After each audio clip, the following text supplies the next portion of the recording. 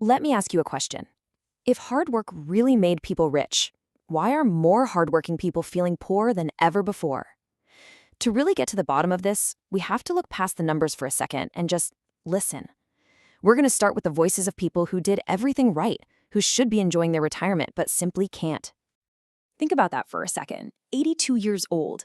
This isn't a one-off story. All across the country, you've got older Americans still deep in the workforce. They're driving for ride shares, they're substitute teaching, they're working office jobs. And sure, some do it to stay busy, but for way too many, it's not a choice. It's a necessity, because the cost of just living has completely outrun whatever they manage to save. And this is what's so powerful. The motivation here isn't about getting rich or buying fancy things. It's fear. A deep, real fear of going back to being poor, a place they fought their whole lives to escape. That fear is an exhausting thing to live with, and it's keeping people on the clock years, even decades, after they thought they'd be done. And right there, that's the gut punch. After a lifetime of contributing, of playing by the rules, to feel like a failure because you can't afford to stop working, that's the lie we've been sold, that if you're struggling, it's your fault. But what if it's not? What if these aren't just individual stories of failure, but symptoms of a much bigger systemic problem? So let's zoom out, because this isn't about a few tough anecdotes. We're going to connect these personal stories to the national picture. You'll see that this feeling of being just one step away from financial disaster, well, it's a reality for millions and millions of us. Let this number just sink in. 63%.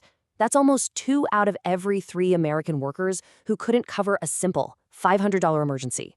We're not talking about a life-altering catastrophe here. We're talking about a car repair, an unexpected bill. That's how thin the ice is for most people. And it gets worse the wider you look. You've got nearly 38 million people officially in poverty. Our collective credit card debt is over $1 trillion. But this last one, this is the one that really tells the story. 140 million Americans are either poor or just one single emergency away from being poor. That's a massive portion of the country living in a constant state of anxiety. So here is the giant paradox we're all living in. On one side, you have the reality. Millions of people are struggling just to get by. But on the other side, America is, on paper, the richest country in the history of the world. How can both of those things be true? Well, it's because the growth and the profits are real, but the average person isn't seeing any of it. And that's not an accident. That's the design. So why? How did we get here? There used to be an unwritten deal. As the country gets richer, workers get richer too. But that deal is broken. We have to look at this growing gap between what a job pays, what your life actually costs, and where all that money is really going. You want to see the problem in black and white? Here it is. The federal minimum wage has been frozen at $7.25 for more than a decade. But what does it actually cost to live? Well, researchers figure a real living wage, just enough for a family to cover the basics without help, is more than $24 an hour. That massive gap you see, that's where desperation and debt are created. And it's not just about how low the bottom is, it's about how far away the top has become. The richest 10% now earn more than 13 times what the bottom 10% make. Think of it like a ladder. When the rungs get spread that far apart, it becomes almost impossible for anyone to climb. The system stops rewarding effort and starts rewarding the position you already hold. All right, now we get to maybe the most twisted part of this whole thing. You'd think the systems we have in place to help people would, help. But sometimes they do the exact opposite.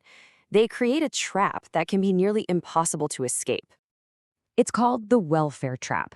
And the idea is as simple as it is destructive. It's a situation where you can actually make yourself poorer by earning more money. You heard me right. Taking a job or getting a small raise can cause you to lose essential benefits, like help with food or housing, that were worth way more than the new money you're making. Let's just walk through it. So step 1, you're unemployed and getting some help to survive.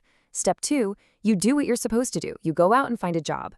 But that job pays just enough to make you ineligible for help. Step 3, you lose those benefits, but your new paycheck doesn't actually cover all your old bills, plus new costs like getting to work. And the result? Step 4, you are now working full-time and you have less money than when you were unemployed. You're trapped.